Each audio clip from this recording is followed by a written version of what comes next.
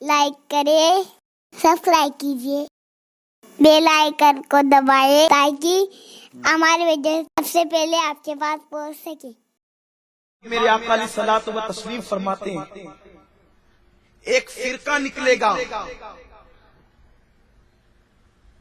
جو ایسی نمازیں پڑھیں گے قریب قیامت کہ تم ان کی نمازوں کو دیکھ کر اپنی نمازوں کو حقیر سمجھو گے، اور وہ ضرورت سے زیادہ اونچا پاجامہ پہنیں گے۔ یہ حدیث پاک ہے، میرے آقا نے آئینہ دکھایا ہے۔ لوگ ہم سے کہتے ہیں یار یہ سنی علماء جو ہے وہ ٹکنے کے نیچے پیجامہ پہنتے ہیں اور ٹکنے کے اوپر پہننا چاہیے۔ میں کہتا ہوں کہ ٹکنے کے اوپر بالکل پہننا چاہیے، یہ سنت ہے، لیکن پنڈلی تو دکھا کر بے شرمی نہیں کرنا چاہیے، کیونکہ میرے آقا نے کبھی اپنی پنڈلی نہیں دکھائی، بلکہ حدیث پاک ہے پنڈلی تو اپنی جگہ ہے، حضور کے تلووں کو بھی ہر صحابی نے نہیں دیکھا۔ حضور اتنے حیا والے تھے کہ حضور کے تلوے کو بھی ہر صحابی نے نہیں دیکھا۔ چند مخصوص صحابہ جنہوں نے تلووں کو دیکھا۔ حدیث پاک یاد آتی ہے، ایک مرتبہ میرے آقا علیہ السلام اپنے بستر پہ لیٹے تھے اور میرے آقا کی لنگی شریف اتنی اوپر تھی کہ پنڈلی نظر آ رہی تھی، پنڈلی شریف نظر آ رہی تھی۔ صدیق اکبر اجازت لے کے بیٹھ گئے، حضور ویسے ہی لیتے رہے۔ فاروق اعظم اجازت لے کر بیٹھ گئے، آقا ویسے ہی بیٹھ لیتے رہے۔ جب عثمان غنی آئے اجازت لینی چاہیے تو آقا اٹھ کے بیٹھ گئے، پنڈلی پہ کپڑا ڈال لیا، پنڈلیوں پہ کپڑا ڈال لیا، اور وہ آئے گفتگو بھی سب چلے گئے۔ تو آقا سے سیدہ عائشہ نے پوچھا آقا میرے باپ آئے آپ اسی طرح لیٹے رہے، حضرت عمر آئے اسی طرح لیٹے رہے، لیکن جب عثمان غنی آئے تو آپ اٹھ کر بیٹھ گئے، پنڈلیوں پہ کپڑا ڈال لیا۔ آقا فرماتے ہیں عائشہ میں اس سے حیا نہ کروں جس سے اللہ کے فرشتے بھی حیا کرتے ہیں۔ حضور علیہ السلام عثمان غنی کی آمد پر پنڈلی چھپا رہے ہیں اور تم آدھی پنڈلی تک کے خدا ایسا لگتا ہے جیسے لنگی بھی چیخ چیخ کر، پاجامہ بھی چیخ چیخ کر کہہ رہا ہے کہ خدا میں کس کے بدن پر آ گیا، یہ تو میری قدر ہی نہیں کرتا۔ میرے پیارے آقا صلی اللہ علیہ وسلم کے پیارے دیوانوں، تو آقا کریم صلی اللہ علیہ وسلم نے فرمایا لوگ ضرورت سے زیادہ اونچا پاجامہ پہنیں گے، قریب قیامت کی نشانیوں میں سے ہے۔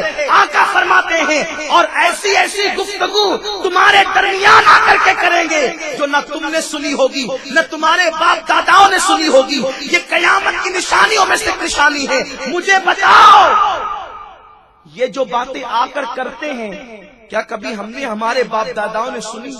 یہ کہتے ہیں حضور کو پیٹھ کے پیچھے کا علم نہیں۔ کس محدث نے لکھا، کس مفکر نے کہا، کس ولی کا یہ عقیدہ ہے؟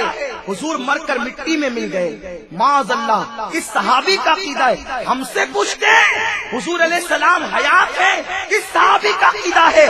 نادان ہم چیلنج کرتے ہیں کوئی ایک صحابی کا عقیدہ بتا دے جس نے یہ کہا ہو کہ حضور مر کر مٹی میں مل گئے۔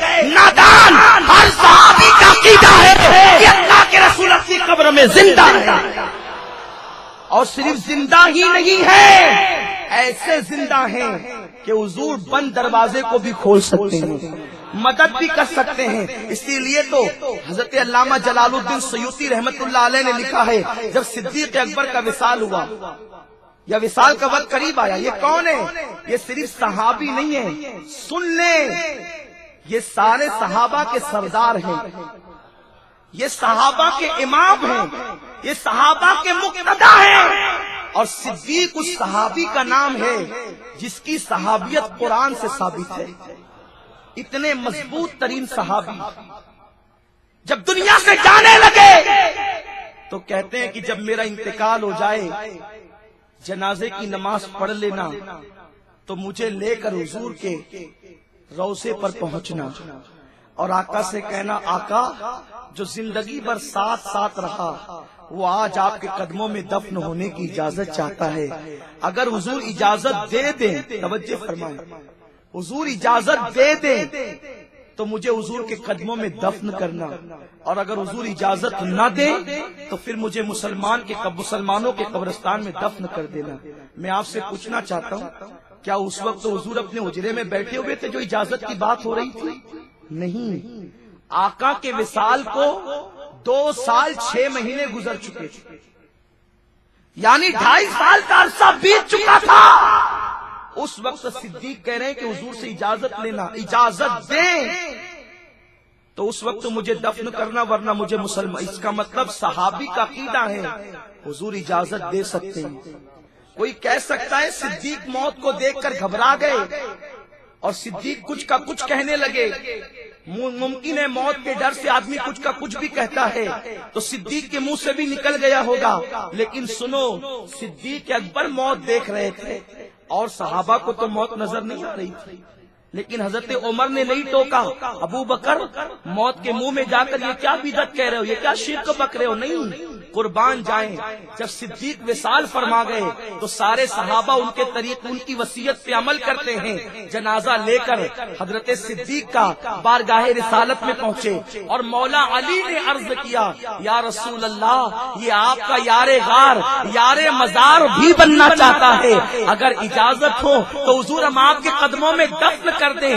راوی بیان کرتے ہیں، علامہ جلال الدین سیوطی فرماتے ہیں، امام یوسف نبہانی نے بھی فرمایا ہے، پھر کیا ہوا؟ آقا کے حجرے کا دروازہ بند تھا، دروازہ کھل گیا اور آواز آئی محب کو محبوب سے ملا دیا جائے. تو زندہ ہے واللہ، تو زندہ ہے واللہ، میری چشم عالم سے چھپ جانے والے. کمنٹ شیئر ضرور کریے.